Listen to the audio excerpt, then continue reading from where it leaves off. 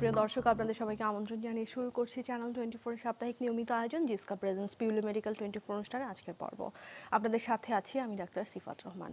প্রিয় দর্শক, আপনারা জানেন যে মাসকুলোস্কেলেটাল পেইন বা আমাদের হাড় এবং মাংসপেশির যে ব্যথা অনুভূত হয়, সেটা দেখা যায় যে সাধারণ একজন অফিসের কর্মী থেকে শুরু করে একজন ক্রীড়াবিদ অনেকেই এই ধরনের ব্যথায় বিভিন্ন সময়ে ভুগে থাকেন। দেখা যায় যে অ্যাকিউট কন্ডিশন, যেটা আমরা বলে থাকি যে স্বল্প মেয়াদে, এবং ক্রনিক কন্ডিশন যেটা দীর্ঘমেয়াদে হয়ে থাকে। তো এই কন্ডিশনগুলো আসলে বোঝাটা জরুরি, যে কেন ব্যথাটা হচ্ছে, এর কারণ খোঁজাটা জরুরি, সঠিক ডায়াগনোসিসটা জরুরি এবং সঠিক সময় চিকিৎসা নেওয়াটা জরুরি।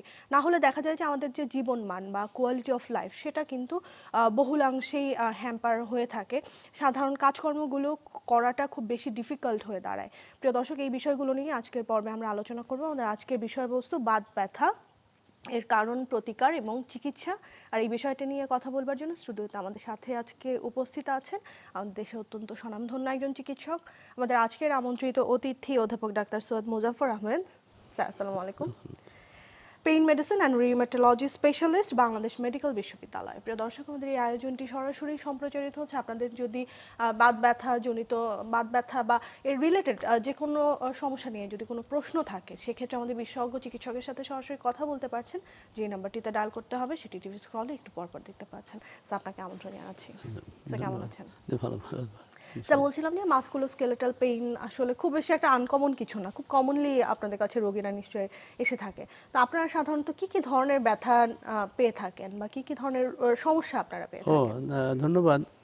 এটা একটা খুবই গুরুত্বপূর্ণ প্রশ্ন। এখন যেহেতু ব্যথার প্রবণতা কিন্তু দিন দিন বেড়েই যাচ্ছে, সেটা মহিলা হোক আর পুরুষ হোক, বিভিন্ন কারণে কাজ load, workload, official work, garments work, এই সমস্ত বিভিন্ন যে কাজগুলো আছে তাতে দেখা যাচ্ছে ব্যথার প্রবণতা দিন দিন বাড়ছে।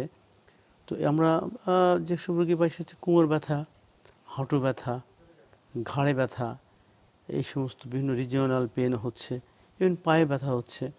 আমার কিছু প্রদাহজনিত যেগুলো কারণ, যেটা আমরা বলি যে ইনফ্লামেটরি কজেস, যেমন রিউমাটয়েড আর্থ্রাইটিস, সমস্ত গিরাগুলো ফুলে যায়, হাতের পায়ের গিরা ফুলে যায়। অ্যাঙ্কালোজিং স্পন্ডাইলাইটিস, বডিটা শক্ত হয়ে যায়, গিরা ফুলতে পারে, কোমর ব্যথা হয়, বডিটা আস্তে আস্তে শক্ত হয়ে যায়, নড়াচড়া করতে পারে, এবংটা খুব quality of life severely hampered হয়। এছাড়াও আমাদের গাউট, আপনি জানেন যে একটা মেটাবলিক ডিজিজ, ইউরিক অ্যাসিড এখানে বেড়ে যায়। গাউটে আমরা অনেক রোগী গাউটের পাচ্ছি। এরকম অনেক ধরনের ব্যথা বেদনা। আবার মেয়েদের অনেক অনেক অনেক মেয়েগুলো আসছে, তাদের সর্বাঙ্গী ব্যথা, কিন্তু ডেফিনেটলি কোনো জয়েন্ট ফোলা নাই, কিন্তু প্রচণ্ড ব্যথা, তারা ঘুমাতে পারে না, ইভেন তার মুভমেন্টটা তাদের হ্যাম্পার হয়, তাদের লেখাপড়ায় হ্যাম্পার হয়, কাজকর্মে হ্যাম্পার হয়, এবং অনেক আনডিফারেন্সিয়েটেড পেন নিয়েও অনেক রোগী আসছে। তো আসলে ব্যথা কিন্তু একটু জটিলই বলতে হবে, কারণ এর চিকিৎসা কিন্তু গোটা পৃথিবীতেই একটু জটিল একটা ব্যবস্থা, কারণ এটা ডায়াগনোসিস করতে হবে। ব্যথা হলেই যে বোধহয় জানতে হবে যে কী কারণে ব্যথাটা হলো, কারণটাই জানতে হবে যে কী কারণে ব্যথা, ব্যাক পেনটা হলো কেন হলো, সেটা কি ওয়ার্কের জন্য হয়েছে, ইনজুরি হয়েছে, নাকি ইন্টারনাল ডিস্কের কোনো সমস্যা হলো, মানে কোনো লিগামেন্টের সমস্যা হলো, না মাসেলের হলো, না কোনো নার্ভের হলো। এটা কিন্তু একটা এই এরিয়াটাকে ডিফাইন করতে হবে, করে চিকিৎসা তখন আমাদের আস্তে আস্তে যেতে হবে। তাহলে ব্যথাটা একটা ক্রনিক প্রসেস, অবশ্যই একটা ক্রনিক প্রসেস। যদি কারো ব্যথা 3 সপ্তাহ, 6 সপ্তাহ, 12 সপ্তাহ বেশি হয়ে যায়, তখন তো আমরা ক্রনিক পেন বলে থাকি। ক্রনিক পেন 12 সপ্তাহ, 3 মাসের বেশি যে কোনো ব্যথায় এটা কিন্তু সারানো একটু চ্যালেঞ্জ হয়ে যায় ডাক্তারের জন্য। এর জন্য ব্যথা বেদনা আমাদের হবে, কিন্তু সেই সাথে সাথে আমাদের প্রতিকারও করতে হবে। প্রতিকার বিভিন্ন রকম ব্যবস্থাপনা আছে, যেমন আপনার ওয়ার্কলোড, যারা গার্মেন্টস ওয়ার্কার, ধরেন এদেশে গার্মেন্টস ওয়ার্কাররা, আমরা তাদের ইন্টারভিউ নিয়েছি, 16 ঘন্টা দাঁড়িয়ে কাজ করে। এটা তো মানে একই পোস্টারে তারা দীর্ঘ সময় ধরে কাজ করে। তাকে হচ্ছে নেক পেন হচ্ছে, ব্যাক পেন হচ্ছে, নি পেন হচ্ছে, ফুট পেন হচ্ছে, সো মেনি রিজনস তাদেরকে পেন হচ্ছে, এবং তার এক সময় এত পেন হয় যে অবশ্যই তার কাছ থেকে উইথড্র হয়ে চলে আসে, কোম্পানি তাদেরকে রাখে না, তাদের একটা সার্ভিসটা ড্রপ আউট হয়ে যায়। তো এই ধরনের আবার যারা ম্যানুয়াল ওয়ার্কার, লোড ক্যারি করছে, আবার অনেকক্ষণ ধরে আপনারা যারা বসে ব্যাংকে কাজ করছেন, বসে থেকে কম্পিউটারে কাজ করছেন, তাদের কিন্তু ডেস্ক করছেন, নেক পেন, ব্যাক পেন, এটা কমন ইনসিডেন্ট। সুতরাং ব্যাক পেন কিন্তু একটা, যদি আমরা বলে থাকি, একটা স্ট্যান্ডার্ড একটা প্রোটোকল মেনটেন করে কাজ করা উচিত, যেটা গোটা পৃথিবীতে হয় আর কি। পৃথিবীর অনেক দেশে স্টুডেন্ট লাইফ থেকে তাদেরকে ব্যাক স্কুল আছে, স্টুডেন্ট লাইফ থেকে ব্যাকের কেয়ারটা নিতে হবে।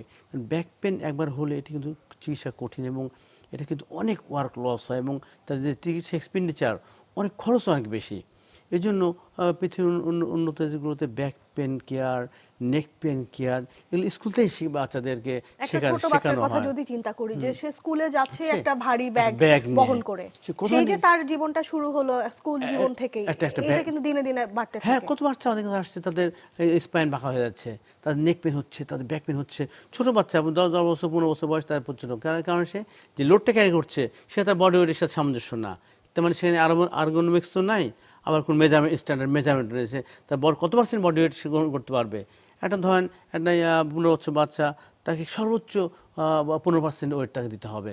যে ব্যাগটা থাকবে তার কাঁধে সর্বোচ্চ তার 15% ওয়েট, তার বেশি হলে কিন্তু তার স্পাইনে লোড পড়বে, তার নেকে লোড পড়বে, তার ব্যাকে লোড পড়বে, তার নিতে লোড পড়বে, তার যে মুহূর্তে মুহূর্তে ব্যথা আরম্ভ হতে পারে।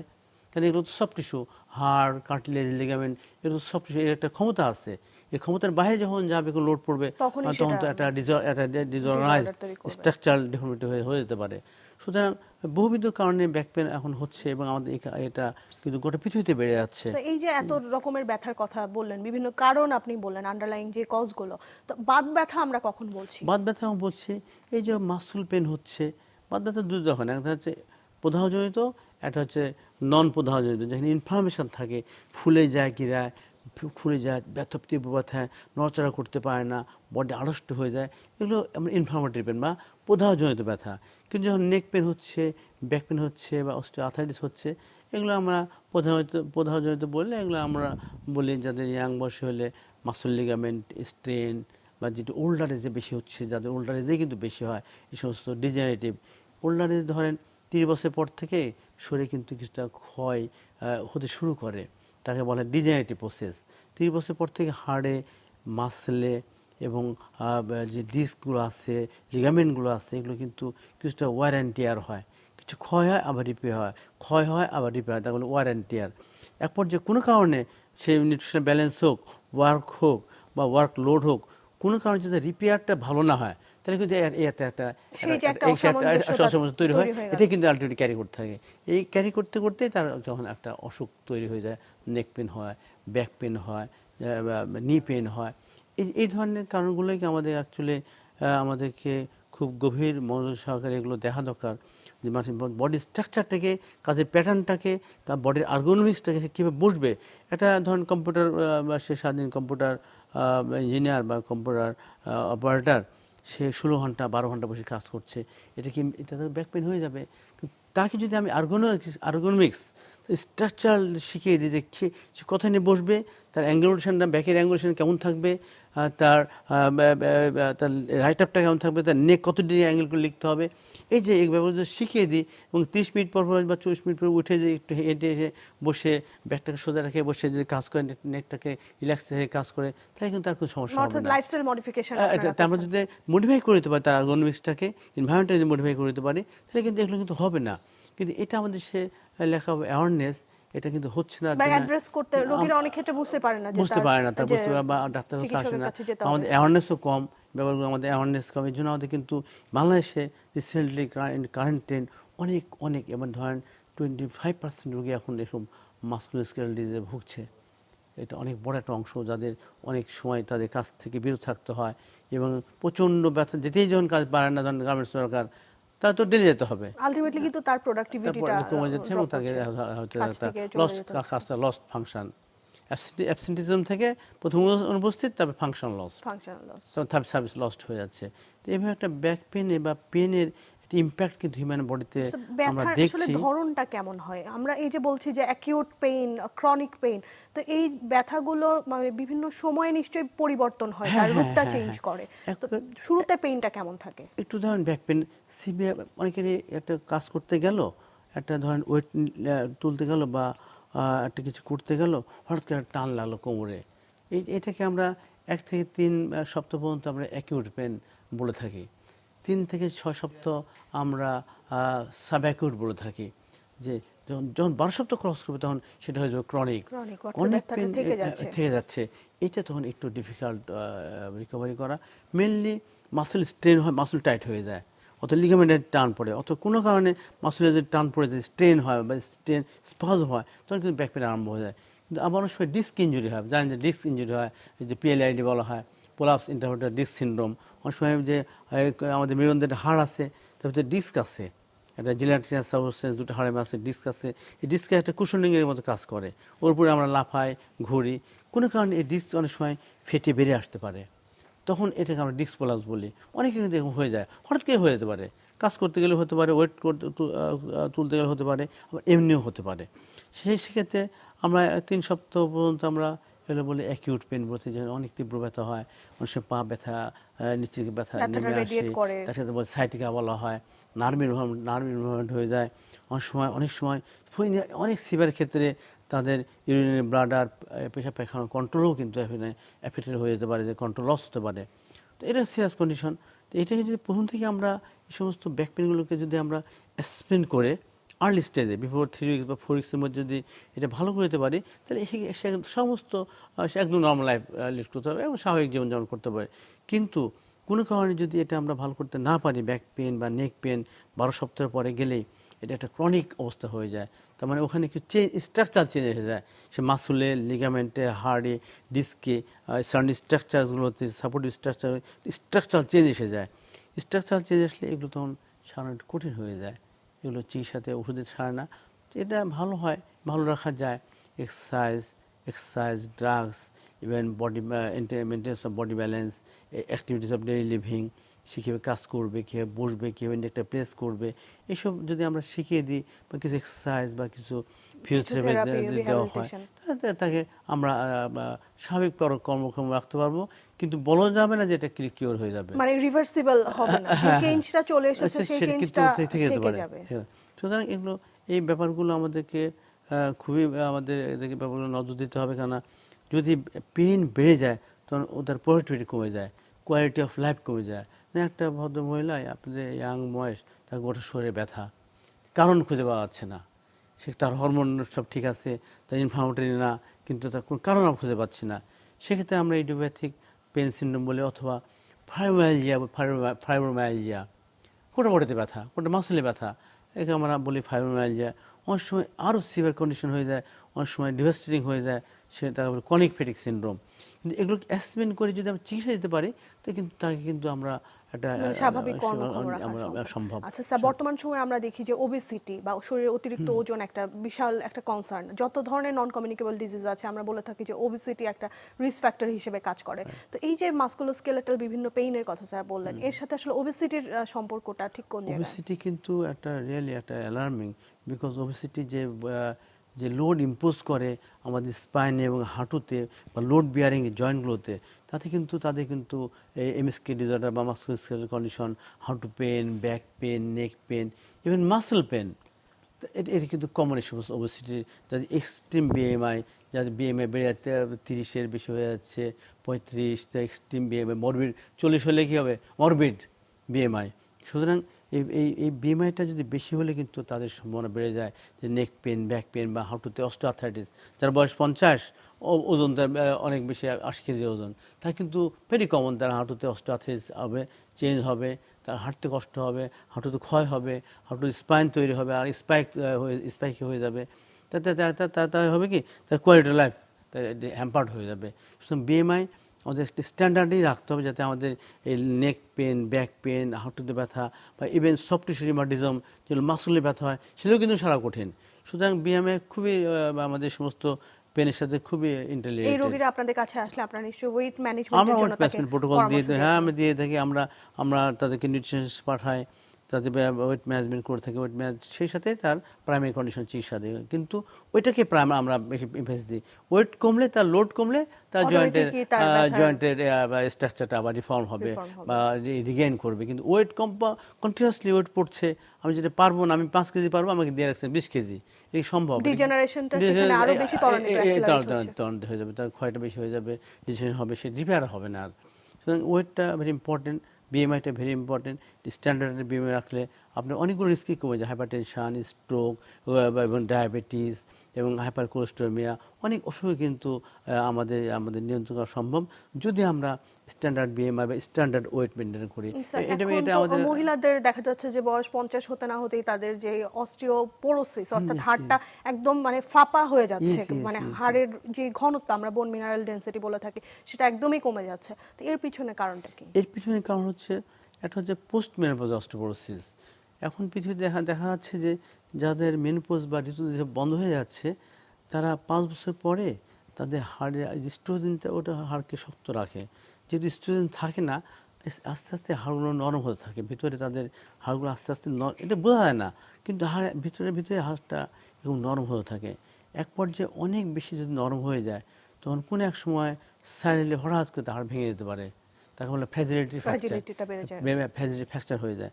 আর ফ্র্যাকচার হচ্ছে প্রচণ্ড পেন হয়, প্রচণ্ড পেন হয়। এই জন্য এই অস্টিওপোরোসিসটা পোস্ট মেনোপজাল আমরা স্টেজে আমরা বেশি কনসার্ন, বেশি আমাদের মা বোনদের যারা বয়স 45 ক্রস করে 50-55 হয়ে গেছে, আমরা তাদেরকে ইউজুয়ালি তাদের স্বাভাবিক একটা যে ডায়েটের pattern, calcium content rich food, একটু রোদে যাওয়া, এক্সারসাইজ করা, ভিটামিন ডি খাওয়া, ভিটামিন ক্যালসিয়াম খাওয়া, এসব কাজের প্যাটার্নগুলো বলে দিই। আর সম্ভব হলে একটা আমাদের বোন স্ট্রেংথ কেমন আছে, এটা কি অস্টিওপোরোসিস হচ্ছে নাকি কোনো রকম ডেভিয়েশন হচ্ছে, সেটা আমরা একটা বিএমডি করে বোন মিনারেল ডেনসিটি মেপে তখন আমরা তাকে অ্যাডভাইস দিই, ঠিক আছে আপনি ভালো আছেন, মানে তিনি কি রিস্ক গ্রুপে আছেন কিনা, রিস্ক গ্রুপ থাকলে আমরা তার চিকিৎসা আরম্ভ করতে বলি। অনেক মানে আধুনিক কিছু ওষুধ এসেছে যেগুলো আবার বোনসটাকে ফর্ম করা যায়। কিন্তু এটা একটা major concern for the ladies. প্রতি 3 জন বা ভদ্র মহিলার যারা 55-60 বছর বয়স তাদের একজন অস্টিওপোরোসিস হবে, এবং আপনি জানেন যে প্রতি 3 সেকেন্ডে একটা অস্টিওপোরোসিস ফ্র্যাকচার হয়ে যায় গোটা পৃথিবীতে। যেমন 200 মিলিয়ন মানুষ এই মুহূর্তে অস্টিওপোরোসিস, 200 মিলিয়ন মানুষের মোট মেন অ্যান্ড ফিমেল মিলে 200 মিলিয়ন মানুষ অস্টিওপোরোসিস, তাদের প্রতি 3 সেকেন্ডে একজন হাড় ভেঙে যাচ্ছে, প্রতি 3 সেকেন্ডে একটা হাড় ভেঙেছে। আর হাড় ভাঙলে যে ব্যথাটা হয় সেটা তীব্র ব্যথা, ভীষণ তীব্র ব্যথা, এবং তার চিকিৎসা তো করতে হবে, ম্যানেজমেন্টটা অনেক বেশি ডিফিকাল্ট হয়ে যায় এবং কস্টলি হয়ে যায়।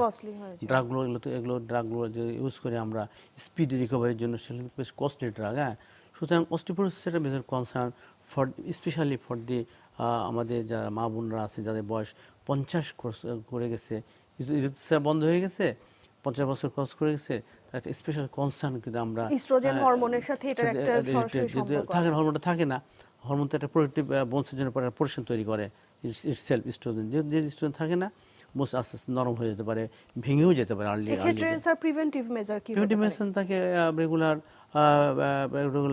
কিছু ব্যালেন্স ডায়েট, যেমন ক্যালসিয়াম, ভিটামিন ডি, ম্যাগনেসিয়াম, একটা ব্যালেন্স ডায়েট খেতে হবে, ফিজিক্যাল অ্যাক্টিভিটি করতে হবে, অ্যাভয়েড ট্রমা, যেসব যাতে পড়ে না যায়, কোনো আঘাত না লাগে, পড়ে না যায়, এই ধরনের ব্যবস্থা নিতে হবে। আর টাইম স্ক্রিনিং করতে হবে। স্ক্রিনিং যারা পারবে তারা করবে, ওই বিএমডি টেস্টটা করবে। বিএমডি স্যার কি বছরে একবার করলে? একবার করলে আমরা একটা গুড অ্যাসেসমেন্ট করে দিতে পারি যে হ্যাঁ ঠিক আছে, আপনি লেভেলটা আপনার টি স্কোরটা ভালো আছে, আপনি কেয়ারফুল থাকলে আপনি ভালো থাকবেন। কিন্তু তার ডায়েটের habit, work habit, work posture, work ergonomics, prevention of trauma, পড়ে না যাওয়া, এগুলো কিন্তু মেনটেন করতে হবে। এবং যারা বেশি ওয়েট, বিএমআই, তাদেরকে ওয়েট কমার জন্য সাজেশন দিতে হবে, তাদের নিউট্রিশনের সাপোর্ট নিতে হবে। এইভাবে আমাদের তাদেরকে প্রিভেন্টিভ মেজার দিলে তারা কিন্তু আলোচনার পরবর্তী অংশে ফিরবো একটি ছোট বিরতির পর। প্রিয় দর্শক, জিসকা প্রেজেন্স পিউলি মেডিকেল 24 অনুষ্ঠানে এই পর্যায়ে একটি ছোট বিরতিতে যাচ্ছি, ফিরে আসছি বিরতির পর, আমাদের সাথেই থাকুন। প্রিয় দর্শক, বিরতি শেষে আবার আমন্ত্রণ জানাচ্ছি চ্যানেল 24 এর সাপ্তাহিক নিয়মিত আয়োজন জিসকা প্রেজেন্স পিউলি মেডিকেল 24 অনুষ্ঠানে। আজকের পর্বে আমরা মাস্কুলোস্কেলেটাল বিভিন্ন পেইন নিয়ে কথা বলছি, বিশেষ করে বাত ব্যথার কারণ, লক্ষণ, প্রতিকার বিষয়ে কথা হচ্ছে। আমাদের সাথে আজকে স্টুডিওতে উপস্থিত আছেন অধ্যাপক doctor Syed Mozaffar Ahmed, pain medicine and rheumatology specialist, Bangladesh medical বিশ্ববিদ্যালয়।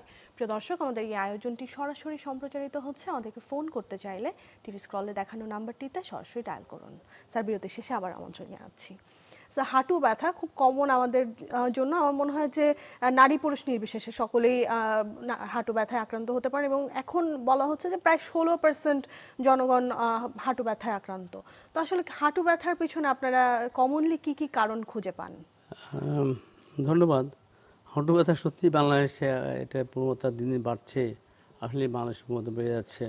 40-এর পরেই ধরেন এই হাঁটু ব্যথা রোগী আমরা অনেক পাচ্ছি এবং আর্লি এজও আসছে। আর্লি এজও আসছে যারা অনেক ম্যানুয়াল লোড ক্যারি করছে, অনেকক্ষণ দাঁড়িয়ে থাকছে, একটু ওজন বেশি, এই সমস্ত রোগীদের কিন্তু আমাদের হাঁটু ব্যথা হচ্ছে এবং হাঁটু তাদের কিছু স্ট্রাকচারাল ক্ষয় যেগুলো ডিজেনারেটিভ প্রসেস, এই যেটা ক্ষয় রিপেয়ার এইটা হতে হতে ক্ষয়ের পরিমাণটা বেশি বেড়ে গেল, তখন এই হাড়ের ওখানে হাড়ের চেঞ্জ আসে, কার্টিলেজ লস হয়, লিগামেন্টসের চেঞ্জ আসে, তখন আলটিমেটলি তখন নি পেন আরম্ভ হয়। তো নি পেন মেনলি একটু বেশি হয় যাতে ওল্ডার এজ গ্রুপের বেশি হয়, 50 ঊর্ধ্ব মানুষ বা মেয়েদেরকে এটা বেশি হয়, কিন্তু তার নিচেও হতে পারে। প্রথমে হাঁটু ব্যথা হলে হয় কি চলাফেরা করতে কষ্ট হয়, উঠতে বসতে চলাফেরা করতে, অনেকে বলেন যে সিঁড়ি দিয়ে ওঠানামা করতে পারে না, তাদের কষ্ট হয়, নিচে বসতে পারে না, উঠতে পারে না, এই যে একটা কষ্ট তাদের দেখা যাচ্ছে, তাদের অনেকেরই অনেক ফর্মে কোয়ালিটি অফ লাইফ কমে যায়, মুভমেন্ট কমে যায়। হয়তো আমরা আরেক মা বোনরা নামাজ পড়ে, তারা বসতে নামাজ পড়তে পারে না, চেয়ারে বসে আবার নামাজ পড়তে হয়। অনেক দেখি মসজিদে এরকম অনেক মসজিদে নামাজ পড়ছে, চেয়ারে বসে নামাজ পড়ছে। এটা কিন্তু অস্টিওআর্থ্রাইটিস, মানে ভিতরে জয়েন্টের ভিতরে ক্ষয় হয়ে গেছে, ক্ষয় হয়ে গিয়ে ওই কার্টিলেজটা যে তরুণাস থাকে পিচ্ছিল, সেগুলো নষ্ট হয়ে যায়, তার ভিতরে ফ্লুইড থাকে, সাইনাল ফ্লুইডটা কমে যায়। এই সমস্ত কারণে তখন অনেক তখন হাড়ে হাড়ে এক পর্যায়ে অ্যাট্রিশন হয়, মানে ঘষাও লাগতে পারে। এই বিভিন্ন কারণে, এছাড়াও ওখানে কিছু প্রদাহ, মাইল্ড কিছু প্রদাহ হয়, এই সব কারণে তখন আলটিমেটলি জয়েন্ট ক্ষয় হয়ে হাঁটু ব্যথা হয় বা অস্টিওআর্থ্রাইটিস আমরা বলে থাকি। চিকিৎসা আসলে এটা আসলে একবার যদি অস্টিওআর্থ্রাইটিস হয়ে যায়, এর কিওর সেটাকে কি আবার সেই মানে হেলদি রিভার্স কন্ডিশন, না এটা খুব কঠিন, কিওর করা কঠিন। আমরা তাকে সাবস্টেন্সিয়াল একটা নর্মাল লাইফ যদি লিড করতে পারে সে ধরনের ব্যবস্থা করে দিতে পারি। হ্যাঁ, যে পেনটা কম থাকবে, কিছু কাজকামটা সে মডিফাইড ফর্ম করতে পারবে, সেটা আমাদের আধুনিক চিকিৎসাতে সেগুলো ব্যবস্থা আছে। যেমন আমরা যদি এটা গ্রেডিংও আছে, ধরেন এটা সাইন্টিফিক্যালি হাঁটু অস্টিওআর্থ্রাইটিস বা হাঁটু ব্যথা যাদের একটু বয়সে বেশি ব্যথা হয়েছে, 50 বছর 60 বছর 70 বছর, হাড়গুলো বেড়ে গেছে বা ক্ষয় হয়ে গেছে বা জয়েন্ট স্পেস ন্যারো হয়ে গেছে, জয়েন্ট স্পেসটা পাটা গেছে, হ্যাঁ দেখা যাচ্ছে পাটা একটু বাঁকিয়ে গেছে, হ্যাঁ নিশ্চিত হয়ে গেছে, মুভমেন্ট রেস্ট্রিক্ট হয়ে যায়, পাটা একটু বেঁকিয়ে যায়, যাকে বলা ভ্যারাস ডিফর্মিটি হয়। তো অনেকগুলো কারণ এখানে হতে পারে। তখন আমরা তাদেরকে প্রথমে আমরা একটা অ্যাসেসমেন্ট করি, হয়তো একটু এক্সরে করে দেখে নিলাম যে কোন গ্রেডে আছে, গ্রেড 1 গ্রেড 2। গ্রেড 1 গ্রেড 2-তে চিকিৎসা দিলে রোগীকে ভালো করা সম্ভব বা ভালো থাকবে যদি অ্যাডভাইসগুলো মেনে চলে। আর গ্রেড 3 গ্রেড 4-এ তাহলে গ্রেড 4-এ বলা হয়েছে সার্জিক্যালি চলে যেতে হবে, নি রিপ্লেসমেন্ট করে হাঁটুটা রিপ্লেস করতে হয়। তখন গ্রেড 4 মানে হাড় একেবারে লেগেই যায়, একটা হাড়ের সাথে একটা লেগে যায়, ওখানে এখন কোনো গ্যাপ থাকে না, তাতে ওই লোক চলাফেরাও করতে পারে না, উঠে বসাও করতে পারে না, প্রচণ্ড পেনও হয়, একটা ডিসএবলিং লাইফ যাকে বলা হয়। সেক্ষেত্রে আমরা তখন আর মেডিকেল ট্রিটমেন্টে আমরা অ্যাডভয়েড করি না, আমরা বলি আপনি পারলে রিপ্লেসমেন্ট করে নেন। কিন্তু তার আগে কিন্তু অনেক কিছু করা যেতে পারে। যেমন সিম্পলি আমরা তাকে যদি তার হাঁটুর কিছু নিয়মকানুন বলে দিই, কিছু ব্যালেন্স ডায়েট, ক্যালসিয়াম, একটু নিউট্রাসিউটিক্যালস খাওয়া, একটু ভিটামিন খাওয়া, এক্সারসাইজগুলো করা, একটু ওয়েটটা কমানো, প্রলং সিটিং, অনেকক্ষণ দাঁড়ানো, অনেকক্ষণ বসা, হাঁটু ভেঙে পশ্চার পরিবর্তন করে দিই, activities off day living change করে দিতে পারে, যে আপনি কতক্ষণ হাঁটবেন। অনেকে ব্যথা নেই, দেখা যাচ্ছে 1 ঘন্টা হাঁটছে, না এবার তার ব্যথা কমবে না। এটা বলে পেস্ট ওয়ার্ক, মানে একটা হাঁটু ব্যথা আছে রোগী, ডায়াবেটিস রোগী, সে হাঁটে, তার ডায়াবেটিস নিয়ন্ত্রণের জন্য তাকে বলে দিতে হবে যে আপনি 20 মিনিট হাঁটবেন, 5 মিনিট রেস্ট নেবেন, আবার 20 মিনিট হাঁটবেন, 5 মিনিট রেস্ট নেবেন, তাই তখন তার ক্ষয়টা নিয়ন্ত্রণ থাকবে। কিন্তু প্রলং টাইম হাঁটলে পেন আর কমানো যাবে না। এছাড়াও আমরা এক্সারসাইজ বলেছি, এখন তো রিজেনারেটিভ মেডিসিন আপনারা ইউজ করে থাকেন, বিশেষ করে স্টেম সেল থেরাপি, পিআরপি, এর আসলে হাঁটু ব্যথায় ভূমিকাটা কি? এটা যারা পারছে, যাদের একটু কস্টলি প্রসিডিউর, তো আমরা যারা অ্যাবিলিটি আছে, অ্যাফিনিশিয়াল অ্যাবিলিটি আছে, ইকোনমিক সলভেন্ট, আমরা এগুলো দিচ্ছি। এগুলোতে রিওয়ার্ডিং, এগুলো কিন্তু অনেক অংশেই তাদেরকে ভালো করছে, ভালো রাখতে পারবে। যদি এটা একটা মেনটেন্স থেরাপি হিসেবে চলবে, মানে একবার দিয়ে যে ভালো হবে তা না, একটা মেনটেন্স থেরাপি এবং ফলোআপে থাকতে হবে সব রোগীদের। সেখানে আমরা মোস্টলি স্টেম সেলের চেয়েও পিআরপিটা বেশি কনভিনিয়েন্ট, বেশি কনভিনিয়েন্ট এবং লো কস্ট এবং বেশি কনভিনিয়েন্ট। তাতে আবার তার কার্টিলেজটা রিজেনারেট করবে, লিগামেন্টগুলো রিজেনারেট করবে, তার ফ্লুইড যে ফ্লুইড থাকে ভিতরে, পিচ্ছিল যে ফ্লুইড, স্যানুয়াল ফ্লুইড থাকে, ফ্লুইডগুলো আবার রিজেনারেট করে, তাতে অনেকাংশেই তাদের সিমটম লাঘব হয়ে যায়, পেন কমে যায় এবং একটা কোয়ালিটি লাইফটা চেঞ্জ হয়, মানে ভালো থাকে, ভালো থাকতে পারবে। তো এগুলো একটু কস্টলি ম্যানুভিয়ার্স, কস্টলি ট্রিটমেন্ট। তার আগেই কিন্তু আমরা ভালো রাখতে পারি যদি তার বডি মেকানিক্স আমরা ঠিক করে দিতে পারি, তার ডায়েটিং বা পেশেন্ট প্যাটার্ন, যদি মানে আসলে আর্লি আর্লি ডায়াগনোসিসটা হয় এবং গ্রেড শুরুর 1 দিকে টু গ্রেড 2-তে আমরা কিন্তু ভালো রাখতে পারবো। সেক্ষেত্রে ট্রিটমেন্ট ট্রিটমেন্ট প্রোগ্রেসটা করলে ভালো হ্যাঁ হয়। ভালো, ট্রিটমেন্ট ভালো এবং তাকে এক্সারসাইজগুলো প্রমোট করতে হয় যাতে মাসল স্ট্রং থাকে। আর যে পশ্চারগুলো কারেকশন করে দিয়ে আমরা হাঁটু কেয়ার দিয়ে নিই, জয়েন্ট কীভাবে কেয়ার নিতে হবে সেগুলো, তাকে একটা হাই কমোড ইউজ করতে হবে, নিচে বসা অনেকক্ষণ বসা যাবে না, প্রতিদিন এক্সারসাইজ করবে, একটু অ্যারোবিক এক্সারসাইজ করবে, সুইমিং করবে, এগুলো করতে পারবে। তো আর ব্যালেন্স ডায়েট তো বলেছি যে একটু ক্যালসিয়াম, ভিটামিন ডি, একটু রোদে যাওয়া। আচ্ছা, এখন যদি বলি যে এগুলো করলে কিন্তু কনজারভেটিভ ট্রিটমেন্টের ক্ষেত্রে আপনারা যে মেডিসিনগুলো ব্যবহার করে থাকেন এই মুহূর্তে বাংলাদেশে আধুনিক কি কি ধরনের ওষুধ আপনারা আধুনিক ব্যবহার করেন? আমরা প্রথমে একটু যদি পেন থাকে, পেনের জন্য আমরা কিছু লো গ্রেড অক্সিগাম ডেরিভেটিভ, কিছু লো গ্রেড পেন কিলার আমরা টাইমিং দিয়ে থাকি। তারপরে আমরা কিছু সাপোর্টিভ যেগুলো কার্টিলেজকে নিউট্রিশন দেবে, তাকে বলে নিউট্রাসিউটিক্যালস। এইসব কার্টিলেজ সাপোর্টিভ কিছু এজেন্ট বাংলাদেশে এসছে, সেগুলো আমরা দিলে কিছুটা কার্টিলেজগুলো কিছুটা নিউট্রিশন পায় এবং তারা স্যানুয়াল ফ্লুইড তৈরি হয়, এগুলো আমরা দিয়ে থাকি। এছাড়াও যদি অ্যাকিউট পেন হয়, অনেক ব্যথা হয়েছে, অনেক কিন্তু পানিও জমে যায়, তাকে বলে ইফিউশন বলা হয়, জয়েন্টের ভিতরে পানি জমে যায়, মানে জয়েন্টের ভিতরে কিছু স্ট্রাকচার আছে যেগুলো পানিগুলো ধরে রাখে, বা শুধু ফ্লুইড তৈরি করার জন্য। সেই স্ট্রাকচার যখন ড্যামেজ হয়ে যায় তখন আলটিমেটলি তারা পানিটা জয়েন্টে জমতে থাকে। তখন আমরা এই পানিগুলো যখন জমে যায় সেগুলো বের করে দিয়ে আমরা অনেক সময় একটা স্টেরয়েড ইনজেকশন দিয়ে আপাতত তাকে পেনটা ফ্রি করে দিয়ে আমরা তখন তাকে রিহ্যাবিলিটেশন প্রসেসে চলে যাই। সেটা কিছু ড্রাগগুলো আমরা, যেগুলো সাপোর্টিভ যে ড্রাগগুলো আছে, যেমন নিউট্রাসিউটিক্যালস, কিছু ভিটামিন, ম্যাগনেসিয়াম, বিভিন্ন ভিটামিন ডি, এগুলো আমরা সাপ্লিমেন্ট খেতে বলি। তবে যদি বডি এক্সারসাইজগুলো করতে পারে, নিয়ম মানতে পারে, তাহলে কিন্তু এই পেনগুলোকে একটা সহনীয় পর্যায়ে রাখা সম্ভব এবং তাকে একটা নর্মাল না হোক একটা নিয়ার নর্মাল লাইফ প্রোভাইড করা যেতে পারে। নিয়ার নর্মাল লাইফ সে থাকবে। কিন্তু চেঞ্জ একবার হয়ে গেলে একটা ইনার্ট, তো একটা ধরেন একটা ইনার্ট, একটা ইনেট একটা প্রপার্টি, একবার চেঞ্জ হয়ে গেলে বোনসে বা কার্টিলেজে এটা কমপ্লিট রিকভারি কিন্তু ডিফিকাল্ট। মানে কমপ্লিটলি রিভার্স কিন্তু করাটা তাকে আমরা একটা ম্যানেজেবল কন্ডিশনে রেখে একটা নিয়ার নর্মাল লাইফ আমরা একটা অ্যাফোর্ড করতে পারি।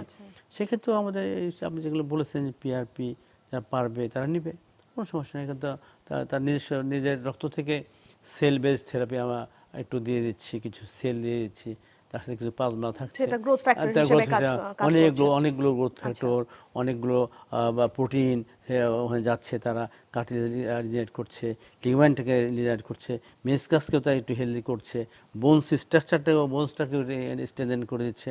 তাতে কিন্তু ভালো থাকা যায়, ভালো থাকতে ভালো আউটকামটা ভালো হয়, ভালো থাকতে পারে। প্রোভাইডেড কন্ডিশন তাকে নিয়ম মেনে চলতে হবে। আলটিমেটলি তাকে যে নিয়মগুলো আপনারা বলে থাকেন যে লাইফস্টাইল মডিফিকেশন, তাকে যে ব্যায়ামগুলো, এক্সারসাইজগুলো, সেগুলো তাকে রিলিজিয়াসলি করে যেতে হবে ভালো থাকার জন্য। একদম করে, শুধুমাত্র মানে ঔষধ নির্ভরশীলতা যেটা যে আমি ওষুধ খাচ্ছি তার মানে ভালো থাকবো, বিষয়টা তার বডি মেকানিজম যদি ওয়েট বেশি থাকে অবশ্যই ওয়েট কমাতে হবে, ওয়েট কমাতে হবে। যেতেই হবে। রেগুলার মাসলগুলো যে মাসলগুলো নিজ জয়েন্টে কাজ করে সেই মাসল স্ট্রেনথেন রাখতে হবে যাতে কোনো টমাটোবার না হয়, আঘাত না লাগে, ব্যালেন্সটা ঠিক থাকে। এখন আমি আরেকটা বিষয় নিয়ে জানতে চাচ্ছি, আমরা অনুষ্ঠানের প্রায় শেষের দিকে চলে এসেছি, যেহেতু রিউমাটয়েড আর্থ্রাইটিস, আপনারা বাংলাদেশের রিউমাটয়েড আর্থ্রাইটিসের পেশেন্ট কেমন পান বা আসলে এই মুহূর্তে বাংলাদেশের অবস্থাটা কেমন? না, বাংলাদেশে এটাও কিন্তু বাড়ছে, যে হাত পাটা ফুলে যাওয়া, গিরে ফুলে যাওয়া, হাত ফুলে যাওয়া, পা ফুলে যাওয়া, হাঁটু ফুলে যাওয়া, এই যে ফুলা রোগটা রিউমাটয়েড আর্থ্রাইটিস প্রচণ্ড ব্যথা হয়।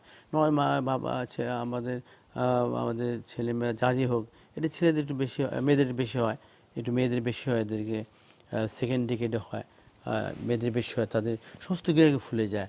এটা 1.3 থেকে 1.6% এটা আমাদের দেশে প্রিভ্যালেন্স এসছে। তাতে কিন্তু খুব কষ্টকর।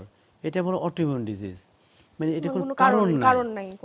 একটা ইমিউনিটি বেসড একটা প্রোগ্রামের ভিতরে যে ইমিউনিটি সিস্টেম, তার ভিতরে একটু সেলের সিগন্যালিংয়ে সমস্যার কারণে এই ডিজিজটা তৈরি হয়, তাদের অটোইমিউন ডিজিজ।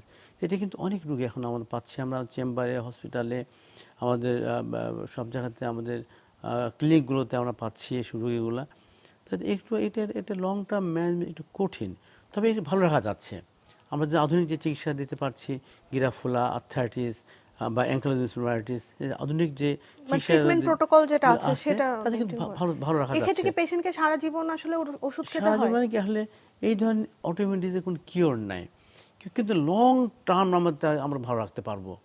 লং টার্ম একটা সার্টেন পিরিয়ড পরে ওষুধ দেওয়ার পরে সে যদি একদম ভালো হয়ে যায়, কিছু অ্যাক্টিভিটি আমরা ডিজ অ্যাক্টিভিটি মেজার করে যে লো ডিজ অ্যাক্টিভিটি এসে গেছে, কোনো বডিতে কোনো পেন নাই, কোনো সমস্যা তারা গত 6 মাস ফিল করছে না, ভালো আছে, তখন আমরা আস্তে আস্তে ড্রাগগুলো কমে এনে একটা লং টার্ম রেমিশনে আমরা তাকে নিয়ে যেতে পারবো। ডিসপাইট যে আমাদেরকে আমাদের ফিজিশিয়ান কন্ট্যাক্টে থাকতে হবে বা ফলোআপে থাকতে হবে। কারণ যে সময় একটা জ্বর হলো আবার তার গোটা বডিতে জয়েন্টগুলো ফুলে গেল, জয়েন্টগুলো ব্যথা হলো, আবার সে আবার বেডে পড়ে গেল, নড়তে চড়তে কষ্ট হলো। রিসেন্টলি আপনি দেখছেন চিকুনগুনিয়া, সাংঘাতিক ব্যথা হচ্ছে। আপনি ডেঙ্গুতে প্রচন্ড জয়েন্ট পেন হচ্ছে, চিকুনগুনিয়া পেন ইভেন সারা জীবন থাকতে পারে, কিন্তু অনেক কষ্ট হয়।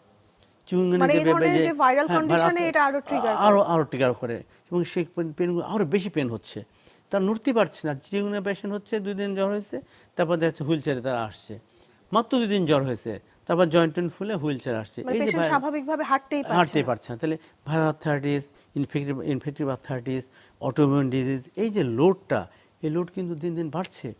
এটার জন্য আমাদের একটা অ্যাওয়ারনেস প্রয়োজন, যাতে যে ব্যথা হলে সঙ্গে সঙ্গে কোনো একটা বিশেষজ্ঞ চিকিৎসক বা বড় হসপিটাল যেমন বাংলাদেশ মেডিকেল ইউনিভার্সিটি বা ঢাকা মেডিকেল, এই যে রিউমাটোলজি বা ফিজিক্যাল মেডিসিন ডিপার্টমেন্টে গেলে কিন্তু চিকিৎসা অন্তত একটা আউটলাইন পাবে। আমাদের দেশে মানুষের তো একটা প্র্যাকটিস আছে যে কোনো ব্যথায় তারা আগে ফার্মেসি থেকে এটা খুব দুঃখজনক। কারণ এখন অনেক আপনি দেখছেন যে অনেক টিভিতে বিজ্ঞাপনে যারা ডাক্তার না, তারাও ডাক্তার সেজে সব রোগ নিয়ে ডিল করছে, এমন এমন ড্রাগ লিখছে যেসব ড্রাগ দিয়ে তার কিডনিতে সমস্যা হতে পারে, তার টিবি হতে পারে, তার নিউমোনিয়া হতে পারে, এসব ড্রাগও তারা লিখে দিচ্ছে। অথচ কিন্তু তারা ডাক্তার না, কিন্তু মানুষ আউট অফ ইগনোরেন্স বুঝতে পারে না, অ্যাওয়ারনেসের কারণে বুঝতে পারে না।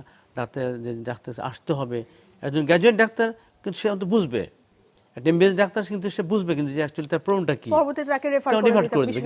কিন্তু কুয়াক বা ডাক্তার না, বা ডাক্তার সে যে চিকিৎসা করছে অন্য তার ডিগ্রি নাই, রিকগনাইজ ডাক্তার না, বিএমডিসি ডাক্তার না, তারা যখন এই সমস্ত ডিল করে তখন ওই রোগীটার একটা লাইফ টাইম ক্ষতি নিয়ে আসছে। এর ব্যাপারেও আমাদের একটা সচেতনতা দরকার যে আমি কোথায় যাব, কার কাছে যাব। অবশ্যই নিকটস্থ একটা হসপিটালে যান, অ্যাড্রেস করা, নিকটস্থ একটা হসপিটালে যান, একটা এমবিবিএস ডাক্তার পরামর্শ নেন, সেই ডাক্তার নিশ্চয়ই আপনাকে রেফার করে দেবে, যে স্পেশালিস্ট বা বিশেষজ্ঞ বা যেখানে চিকিৎসা হয়, যে সেন্টার হয়, সেখানে তিনি পাঠিয়ে দেবেন। এই ট্রেনিংটা একজন ডাক্তারের আছে। এই ট্রেনিংটা বাংলাদেশে একজন ডাক্তার, যারা এমবিবিএস ডাক্তার পাশ করেছেন, যারা চিকিৎসা করছেন, তারা এই কাজ করবে, কিন্তু অন্যরা তো এটা করবে না।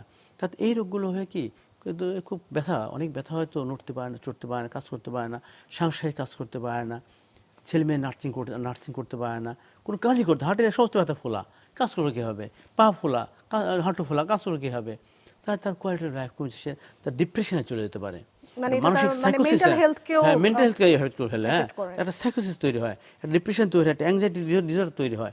এটা আরেক সমস্যা। তখন একটা থেকে তার আরেকটা সাইকোলজিক্যাল কম্পোনেন্ট চলে গেল, সেটা একটা ফ্যামিলি একটা আনরেস্ট তৈরি হয়ে যায়, এবং তার পারিবারিক জীবনেও যদি চিন্তা করি, সোশ্যাল তার উপর একটা প্রেসার পড়ে যায়। সুতরাং এই সমস্ত আর্থ্রাইটিস কন্ডিশনগুলো। অনুষ্ঠানের সময়সীমা একদমই শেষ, আমরা শেষ করব। আপনাকে অসংখ্য ধন্যবাদ আপনার মূল্যবান সময় থেকে আমাদেরকে সময় দেওয়ার জন্য। Thank you. আপনাদের সবাইকে ধন্যবাদ, যারা দেখছেন, আমার দর্শকবৃন্দ যারা দেখছেন, আপনাদেরকে আমরা শুভেচ্ছা জানাচ্ছি। আপনাদের এই সমস্ত অসুখ হলে একজন নিকটস্থ একজন এমবিবিএস ডাক্তার কাছে যাবেন, অথবা নিকটস্থ বড় ডাক্তারে যাবেন, যাতে প্রকৃত চিকিৎসাটা আপনি পেতে পারেন।